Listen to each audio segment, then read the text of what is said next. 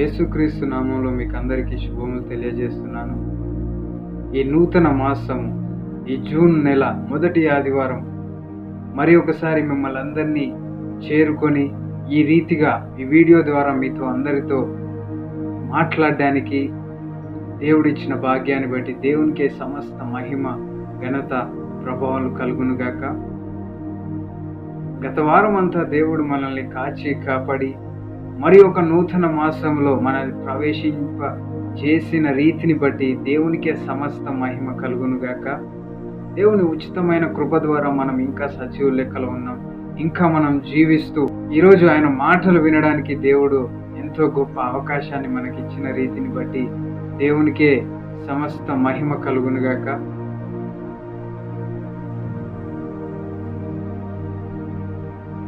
ఈరోజు కొన్ని నిమిషాలు దేవుని వాక్యాన్ని మనం ధ్యానం చేద్దాము.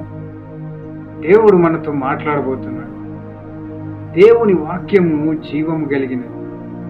దేవుని మాటలు ఎప్పుడైతే నువ్వు శ్రద్ధగా విశ్వాసంతో వింటావో నీ జీవితం మారుతుంది, నువ్వు ఆశీర్వదించబడతావు. అందరం కళ్ళు మూసుకున్నట్లయితే చిన్న ప్రార్థన చేసుకొని ఈరోజు వాక్య భాగంలోనికి మనం వెళ్దాం. పరిశుద్ధుడా, సర్వోన్నతుడా, సర్వాధికారి, జీవాధిపతివైన తండ్రి, సర్వశక్తిమంతుడా, సర్వాధికారి, ఆశ్చర్యకార్యములు చేసే దేవా, నీకే వందనాలు. ఈ ఆదివార దినము ఈ ఉదయకాల సమయంలో నిన్ను ప్రార్థించే భాగ్యాన్ని మాకు ఇచ్చినందుకు వందనాలు తండ్రి.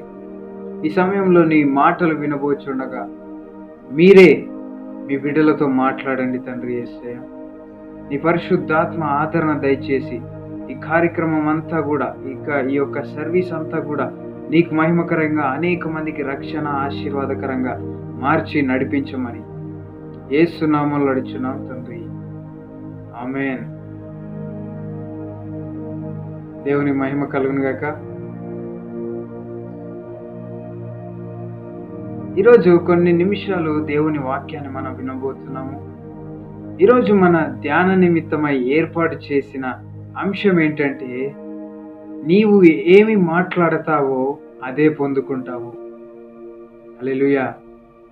నీవు ఏమి మాట్లాడతావో అదే పొందుకుంటావు అనే అంశాన్ని గురించి దేవుని వాక్యపు వెలుగులో నుంచి పరిశుద్ధాత్మ యొక్క సహాయంతో మనము ధ్యానం చేయబోతున్నాం. హల్లెలూయా. నీవు ఏమి మాట్లాడతావో అదే పొందుకుంటావు. చూడండి దేవుని వాక్యంలో నుంచి సామెతల గ్రంథం 18వ అధ్యాయం 21వ వచనం. సామెతల గ్రంథము 18వ అధ్యాయము 21వ వచనం. దేవుని వాక్యం ఇలా తెలియపరుస్తుంది. జీవ మరణములు నాలుక వశము, దాని యందు ప్రీతి పడువారు దాని ఫలము తిందురు. హల్లెలూయా. జీవ మరణములు నాలుక వశము. మానవులముగా మనకు ఒక నాలుక ఉంది. అయితే దేవుని వాక్యం ఏం తెలియపరుస్తుందంటే, జీవ మరణములు నాలుక వశనం. జీవ మరణములు నాలుక వశం. హల్లెలూయా. కాబట్టి మనం మాట్లాడుతున్న మాటల్లో ఎంతో శక్తి ఉంది. మనం మాట్లాడే మాటలు జాగ్రత్తగా ఉండాలి. జీవము అదే రీతిలో మరణము నాలుక యొక్క వశంలో ఉన్నట్లుగా దేవుని వాక్యం తెలియపరుస్తుంది. నీ నాలుకను ఉపయోగించి నువ్వు జీవము కలిగిన మాటలు మాట్లాడొచ్చు. అదే నాలుకను ఉపయోగించి నువ్వు మరణముతో కూడిన మృతమైన మాటలు నువ్వు మాట్లాడవచ్చు. హల్లెలూయా. చాలా మందిని మనం చూసినట్లయితే వారు ఏది పడితే అది మాట్లాడుతూ ఉంటారు. నోటికి వచ్చిందల్లా మాట్లాడుతూ ఉంటారు. నోరు తెరిస్తే వాళ్ళు ఏం మాట్లాడుతున్నారో వారికి కూడా తెలియదు. హల్లెలూయా. కొంతమంది నోరు తెరిస్తే వాళ్ళకి చెడ్డ మాటలే. కొంతమంది ఆలోచించకుండా ఏవి పడితే అది మాట్లాడేస్తూ ఉంటారు. హల్లెలూయా. జీవ మరణములు నాలుక వశంలో ఉన్నవి. నీ జీవితంలో జీవము కలిగిన మాటలు నువ్వు మాట్లాడినట్లయితే జీవము కలిగిన మార్గంలో నువ్వు జీవించగలుగుతావు. జీవము కలిగిన మార్గంలో నువ్వు పయనించగలుగుతావు. ఎప్పుడైతే నువ్వు మృతమైన మరణముతో కూడిన మాటలు మాట్లాడతావో మరణకరమైన పరిస్థితిలోకి నువ్వు వెళ్ళిపోతావు. హల్లెలూయా. ఎందుకంటే నీ నాలుకకు ఆ శక్తి ఉంది. జీవ మరణములు నాలుక వశములో ఉన్నాయి. వశములో ఉండడం అంటే దాని ఆధీనములో ఉన్నాయి. కాబట్టి మనం జాగ్రత్తగా ఉండాలి. దేవుని నమ్మిన మనము మన మాటల్లో జాగ్రత్తగా ఉండాలి. మన ప్రవర్తనలో ఏదైతే రీతిలో జాగ్రత్తగా ఉంటున్నామో అదే రీతిలో మన మాటల్లో కూడా మనము జాగ్రత్తగా ఉండాలి. హల్లెలూయా. చూడండి, అలాగే దేవుని వాక్యంలో నుంచి సామెతల గ్రంథము 6వ అధ్యాయము 2వ వచనం. సామెతల గ్రంథము 6వ అధ్యాయము 2వ వచనం. దేవుని వాక్యం ఇలా తెలియపరుస్తుంది. నీ నోటి మాట వలన నీవు చిక్కుబడి ఉన్నావు. నీ నోటి మాటల వలన పట్టబడి ఉన్నావు. హల్లెలూయా. నీ నోటి మాటల వలన చిక్కుబడి ఉన్నావు. నీ నోటి మాటల వలన పట్టబడి ఉన్నావు. చాలా మంది వాళ్ళ జీవితంలో అనవసరమైన చిక్కుల్లో పడటానికి, అనవసరమైన సమస్యల్లో, అనవసరమైన ఇబ్బందుల గుండా వెళ్ళడానికి కారణం ఏంటంటే వారి యొక్క నోటి మాటలు. తెలుగులో ఒక సామెత కూడా ఉంది, నోరు మంచిదైతే ఊరు మంచిది. హల్లెలూయా. కొంతమందికి నోరు అనేది అదుపులో ఉంచుకోవడము చేత కాదు. నోటికొచ్చిందల్లా మాట్లాడతారు. నోటికొచ్చిందల్లా ఉపయోగించి వేరే వారిని తిడతారు. కాబట్టి మనల్ని మనం పరీక్షించుకుందాం. మనం ఎలా ఉన్నాం? మన మాటల ద్వారా మన జీవితంలోకి మనమే చిక్కులు తెచ్చుకుంటున్నామా? చిక్కుల్లో పడిపోయి కూరుకుపోతున్నామా? మన మాటల వలన మనమే పట్టబడిపోతున్నామా? మనల్ని మనం పరీక్షించుకుందాం. మన మాటల్లో మనము జాగ్రత్తగా ఉండాలి. హల్లెలూయా. చాలా మంది వారి నోటి మాటల వలన అవసరం లేని ఇబ్బందుల్లో కూరుకుపోతూ ఉంటారు. అనవసరమైన కష్టాలు వారి జీవితంలోకి కొని తెచ్చుకుంటూ ఉంటారు. హల్లెలూయా. మనల్ని మనం పరీక్షించుకుందాం. మన యొక్క నోటి మాటలను ఎలా ఉపయోగిస్తున్నాం? మన యొక్క నాలుకను మన వశంలో ఉంచుకుంటున్నామా? హల్లెలూయా. జీవము కలిగిన మాటలు మాట్లాడే జీవితాలు కలిగి మనం ఉన్నామా? అదే రీతిలో ఇంకొన్ని విషయాలు దేవుని వాక్యంలో నుంచి మనం ధ్యానం చేసుకుందాం.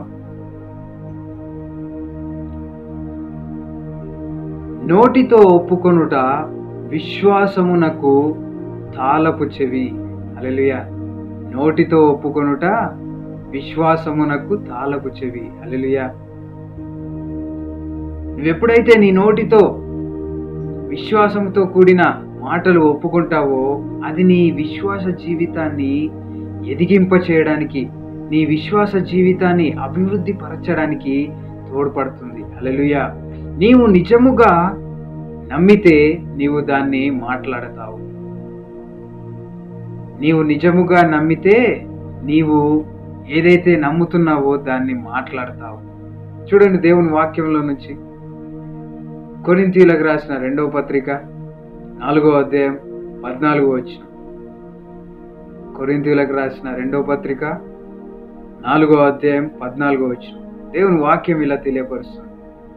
కాగా విశ్వసించితిని గనుక మాటలాడితిని అని వ్రాయబడిన ప్రకారము అట్టి విశ్వాసముతో కూడిన ఆత్మగలవారై. కాగా విశ్వసించితిని గనుక మాటలాడితిని.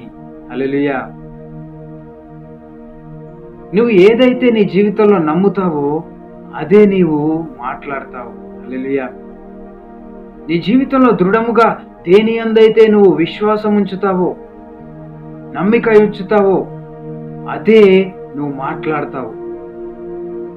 అదే నీ యొక్క జీవిత ప్రవర్తనలో అదే నీ నోటి నుంచి బయటికి వస్తుంది. హల్లెలూయా. చాలా మంది దేవుని గురించిన మాటలు మాట్లాడరు, కానీ వాళ్ళు చెప్పే మాట ఏంటంటే దేవుణ్ణి నేను నమ్ముతున్నాను, దేవుడు అంటే నాకు చాలా నమ్మకం, దేవుని యందు విశ్వాసం ఉంచాను, కానీ దేవుని గురించిన మాటలు మాట్లాడరు. కానీ దేవుని వాక్యం ఏం తెలియపరుస్తుందంటే కాగా విశ్వసించితిని గనుక మాటలాడి తిని. నువ్వు ఎప్పుడైతే విశ్వసిస్తావో నువ్వు మాట్లాడే స్థితిలో ఉండాలి. నీ జీవితంలో మాటలు కూడా ఉండాలి. విశ్వసించడమే కాదు, హృదయముతో మనుష్యుడు విశ్వసిస్తాడు, కానీ రక్షణ కలుగుటకై నోటితో మాట్లాడాలని దేవుని వాక్యం తెలియపరుస్తుంది. మనల్ని మనం పరీక్షించుకుందాం. నీ విశ్వాసము ఎలాంటి విశ్వాసముగా ఉంది? మాటలతో నీ విశ్వాసాన్ని వెల్లడిపరుస్తున్నావా, లేకుంటే నేను విశ్వసిస్తున్నాను అని నీ హృదయం వరకే దాన్ని పరిమితి చేస్తున్నావా? నిన్ను నువ్వు పరీక్షించుకో. ఎప్పుడైతే నువ్వు నిజముగా ఒక విషయాన్ని గురించి నమ్ముతావో దాన్ని నువ్వు మాట్లాడతావు. నువ్వు ఎప్పుడైతే దేవుని యందు విశ్వాసం ఉంచి దేవుడు నీ జీవితంలో చేసిన కార్యాలను, దేవుడు నీ జీవితంలో చేసిన అద్భుతాలను నువ్వు విశ్వసిస్తావు, వాటిని గురించి నువ్వు మాట్లాడతావు, వాటిని గురించి నువ్వు సాక్ష్యం ఇస్తావు. హల్లెలూయా. నీవు నిజముగా ఏదైతే నమ్ముతావో అదే నీవు మాట్లాడతావు.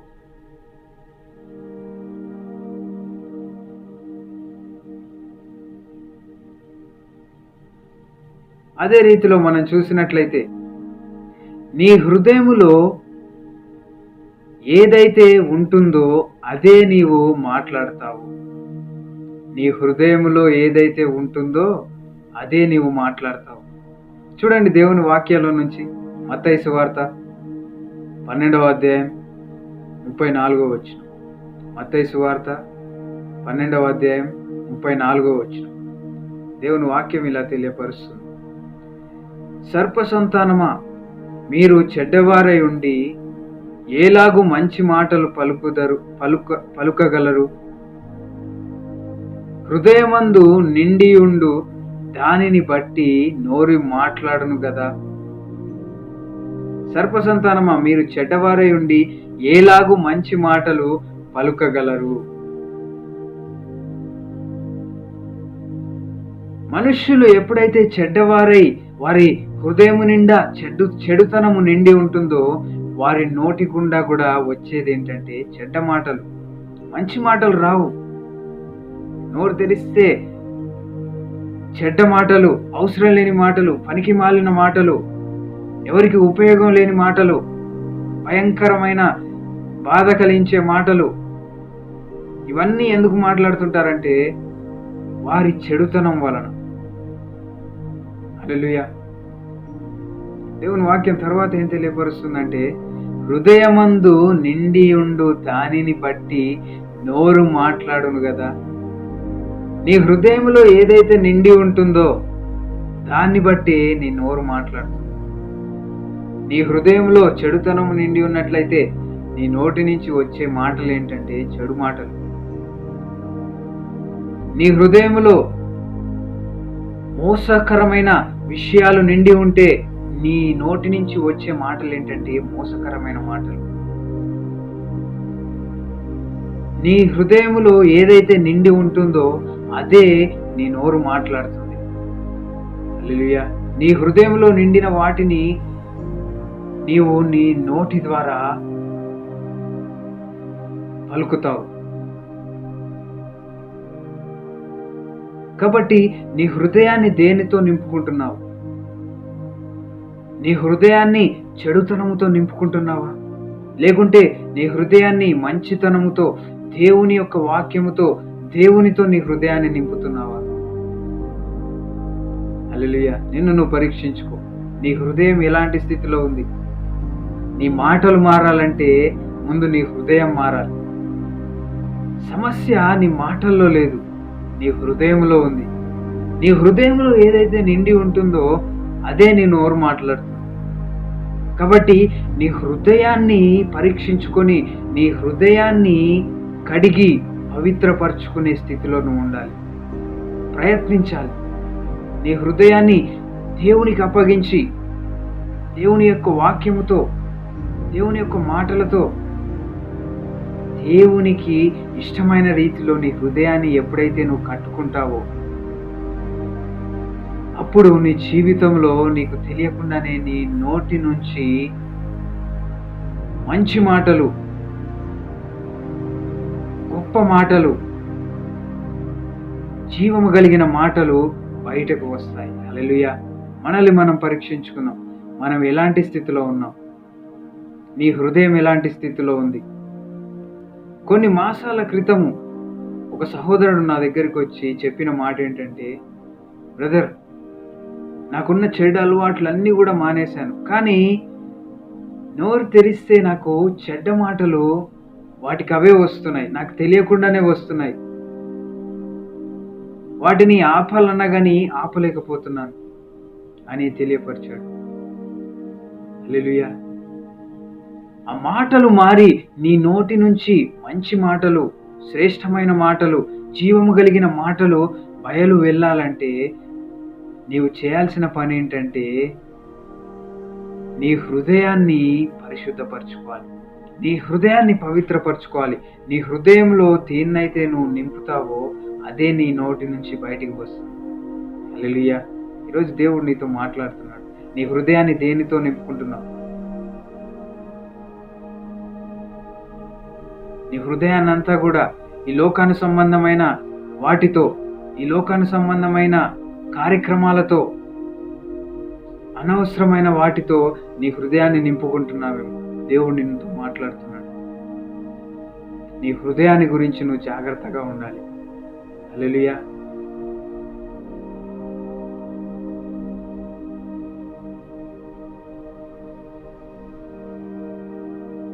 అయితే ఎప్పుడైతే నువ్వు దేవుని మాటలతో నీ హృదయాన్ని నింపుకుంటావో, నీ హృదయము దేవుని మాటలతో నింపబడుతుందో, అప్పుడు జరిగే విషయం ఏంటంటే దేవుని మాటలు పలుకుట ద్వారా నీలో భయము వెళ్ళిపోతుంది. దేవుని మాటలు పలుకుట ద్వారా నీలోని భయము వెళ్ళిపోతుంది. హల్లెలూయా. చూడండి దేవుని వాక్యంలో నుంచి కీర్తనల గ్రంథము 119వ అధ్యాయము 28వ వచనం. కీర్తనల గ్రంథము 119వ అధ్యాయము 28వ వచనం. వ్యసనము వలన నా ప్రాణము నీరైపోయెను, నీ వాక్యము చేత నన్ను స్థిరపరచుము. హల్లెలూయా. వ్యసనము వలన నా ప్రాణము నీరైపోయెను, నీ వాక్యము చేత నన్ను స్థిరపరచుము.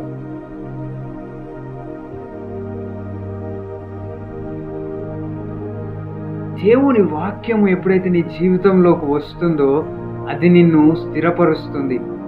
నీకు ఒక విశ్వాసాన్ని ఇస్తుంది, నీకు ఒక నిరీక్షణని ఇస్తుంది, నీకు ఒక గురిని ఇస్తుంది.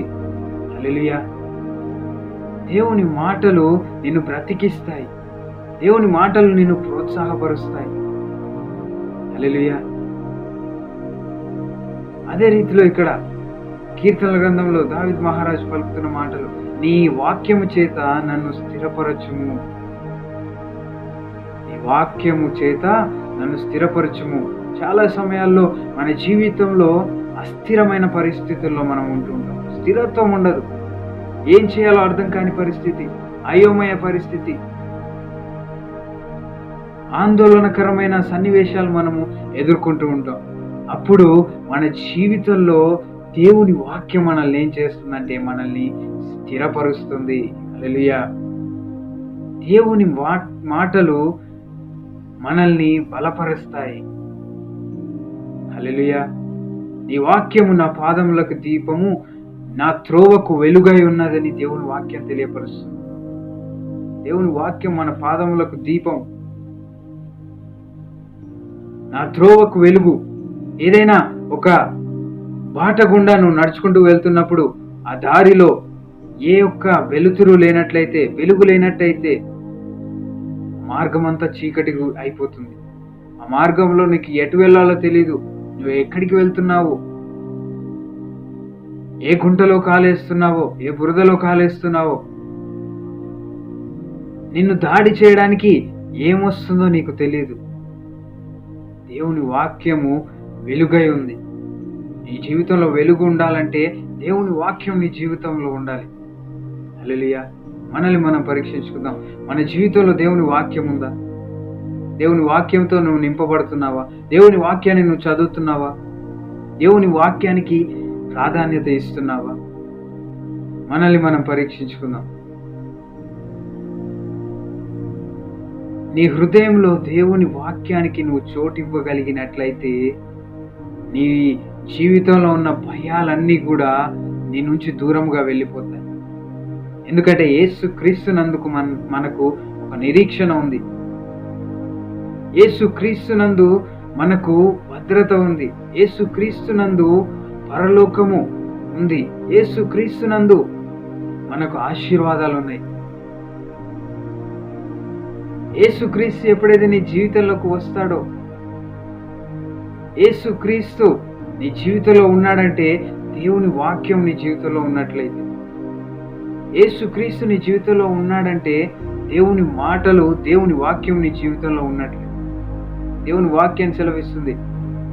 ఆ వాక్యమే శరీరాధారి అయి కృపా సత్య సంపూర్ణుడిగా మన మధ్యలో నివసించినట్లుగా మనం చూస్తూ ఉన్నాం. ఆ యేసు ప్రభువే శరీరధారి అయి,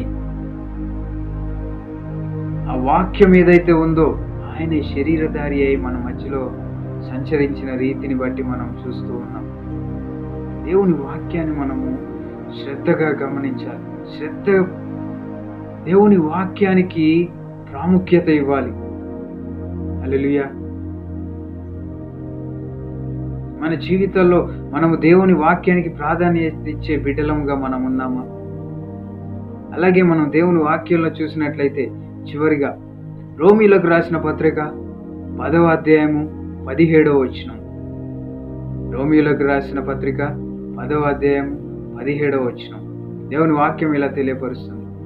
కాగా వినుట వలన విశ్వాసము కలుగును.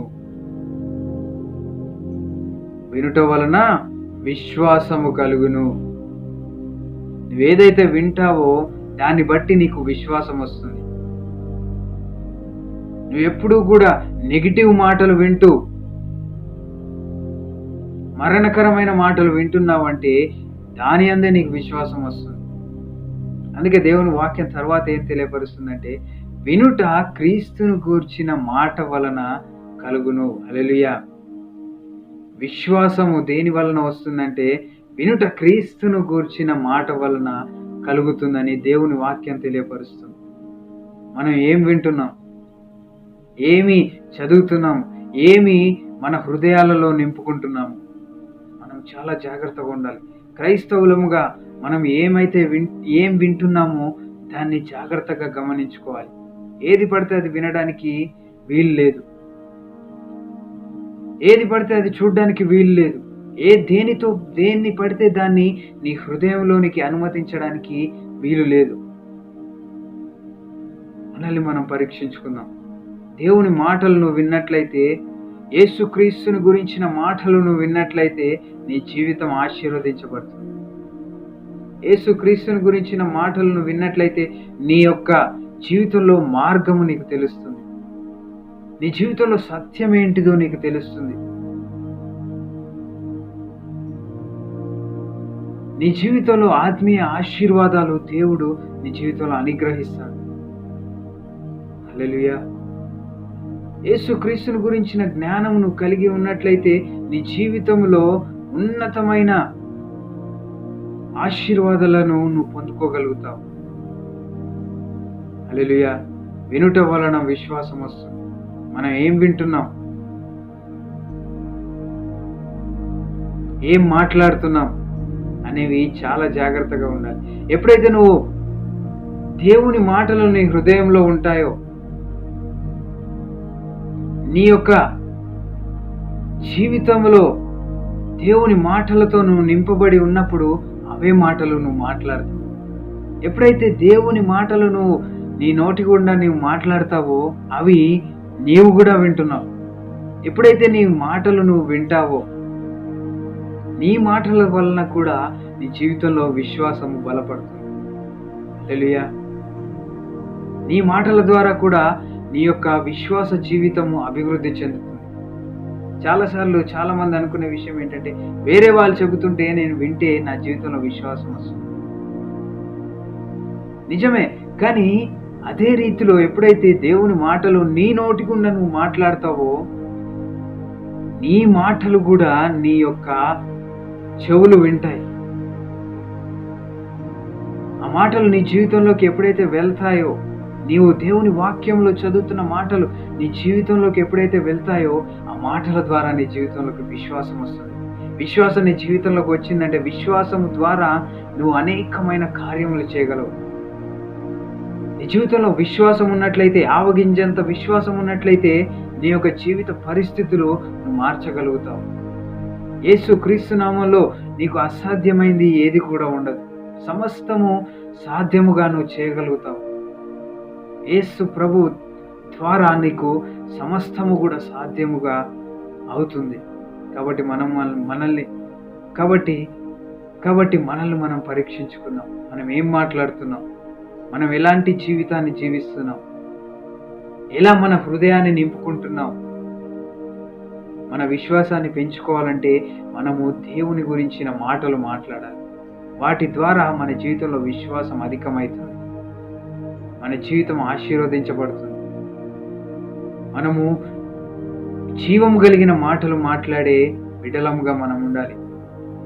కొంతమంది జీవితాలు మనం చూసినట్లయితే వాళ్ళు ఎప్పుడు కూడా నా జీవితం మారదు, నా జీవితం ఇంతే, నా పరిస్థితి మారదు, నాకు ఉద్యోగం రాదు, నేను నా ఎగ్జామ్లో పాస్ గాను అని ఎప్పుడు కూడా నెగిటివ్ మాటలే మాట్లాడడం మనం చూస్తూ ఉంటాం. కానీ ఎప్పుడైతే నీ జీవితంలో విశ్వాసంతో కూడిన మాటలు నువ్వు మాట్లాడగలుగుతావో అవే నీ జీవితంలో నెరవేరినట్లుగా దేవుడు సహాయం చేస్తాడు. హల్లెలూయా. నా జీవితం అభివృద్ధి చెందుతుంది, దేవుడు నన్ను ఆశీర్వదించబోతున్నాడు, నా ఎగ్జామ్లన్నింటిలో నేను పాస్ అవుతాను, దేవుడు నా కొరకై ఒక ఉన్నతమైన ఉద్యోగాన్ని ఏర్పాటు చేశాడు, నాకు ఉన్న ఈ యొక్క రోగము యేసు నామములో నన్ను విడిచిపోతుంది, నా యొక్క ఆర్థిక పరిస్థితులు అభివృద్ధి చెందుతాయి, అనేకమైన దీవెనలు దేవుడు నా జీవితంలో కృమ్మరించబోతున్నాడు, నాకు దేవుడు సంతోషాన్ని శాంతిని ఇవ్వబోతున్నాడు, నా యొక్క దుఃఖ దినములు సమాప్తమైపోయాయి, నా యొక్క బాధలన్నీ కూడా దేవుడు తొలగించనున్నాడు అని ఎప్పుడైతే నువ్వు విశ్వాసంతో కూడిన మాటలు నువ్వు మాట్లాడడానికి ముందుకు వస్తావో నీ జీవితం ఖచ్చితంగా మారుతుంది. యేసుక్రీస్తు నీ జీవితాన్ని మార్చడానికి ఇష్టపడుతున్నాడు. నీ జీవితం మంచిగా ఉండాలని, నువ్వు ఆశీర్వదించబడాలని, దేవునిలో నువ్వు ఇంకా ఆత్మీయ రీతిలో అభివృద్ధి చెందాలని, ఆ నరకాన్ని తప్పించుకొని పరలోకానికి నువ్వు వెళ్ళాలని యేసుక్రీస్తు ఈ లోకానికి వచ్చాడు. నీ కొరకు ఆయన ఎన్నో శ్రమలు అనుభవించాడు, నీ కొరకు ఎన్నో శోధనల గుండా వెళ్ళాడు, కొరడా దెబ్బలు తిన్నాడు, రక్తాన్ని చిందించి ఆ కలువరి సిలువలో మరణించి 3వ దినాన తిరిగి లేచి మనకు నిరీక్షణను అనుగ్రహించాడు. అట్టి నిరీక్షణను బట్టి నువ్వు నీ యొక్క మాటలను గమనించుకొని, నీ యొక్క నాలుకను నీ వశంలో ఉంచుకొని జీవము కలిగిన మాటలు మాట్లాడినట్లయితే దేవుడు ఈ రోజు నుంచి నిన్ను ఆశీర్వదించడానికి ఇష్టపడుతున్నాడు. ఈ యొక్క జూన్ మాసము నీ జీవితంలో ఆశీర్వాదకరంగా దేవుడు మార్చబోతున్నాడు. నువ్వు ఇష్టపడుతున్నావా? అందరం కళ్ళు మూసుకున్నట్లయితే చిన్న ప్రార్థన చేసుకుందాం. పరిశుద్ధుడా, సర్వోన్నతుడా, సర్వాధికారి, జీవాధిపతివైన తండ్రి, నీకే వందనాలు. ఈ ఆదివార దినం కొన్ని నిమిషాలు నీ మాటలు వినడానికి మీరు ఇచ్చిన భాగ్యాన్ని బట్టి వందనాలు. మా మాటలను జాగ్రత్తగా ఉంచుకోవాలని, మేమేదైతే మాట్లాడతామో అవే పొందుకుంటామని నీ వాక్యము తెలియపరిచిన రీతిని బట్టి వందనాలు తండ్రి. మా మాటలు జాగ్రత్తగా ఉంచుకొని అనవసరమైన మాటలు, చెడ్డ మాటలు మాట్లాడకుండా నీకు ఇష్టమైన మాటలు, యేసుక్రీస్తుని గురించిన మాటలు నీ వాక్యపు వెలుగులో నుంచి మాట్లాడి మా విశ్వాస జీవితాన్ని అభివృద్ధి చేసుకొని నీ వల్ల అనేకమైన ఆశీర్వాదాలు, ఆశ్చర్య కార్యములు, అద్భుతములు మా జీవితంలో రుచి చూచులాగు మీ పరిశుద్ధాత్మ ఆదరణ ప్రతి ఒక్క బిడ్డకు దయచేసి నడిపించమని, ప్రపంచంలో ఉన్న ప్రతి ఒక్క బిడ్డను రక్షించి దీవించి ఆశీర్వదించమని నీకే మహిమ, ఘనత, ప్రభావాలు ఆరోపిస్తూ యేసుక్రీస్తు నామములో ప్రార్థించి బ్రతిమలాడి అడిగి వేడుకొంచున్నాం తండ్రి. ఆమేన్. దేవునికి మహిమ కలుగును గాక. మన మాటలు మనము జాగ్రత్తగా పరీక్షించుకొని జీవము కలిగిన మాటలు మాట్లాడి, జీవము కలిగిన కార్యాలు, జీవము కలిగిన ఆశీర్వాదాలు మనము పొందుకొనలాగు దేవుడు మనకు సహాయం చేయనుగాక. Amen. God bless you all. దేవుడు మిమ్మల్ని దీవించునుగాక.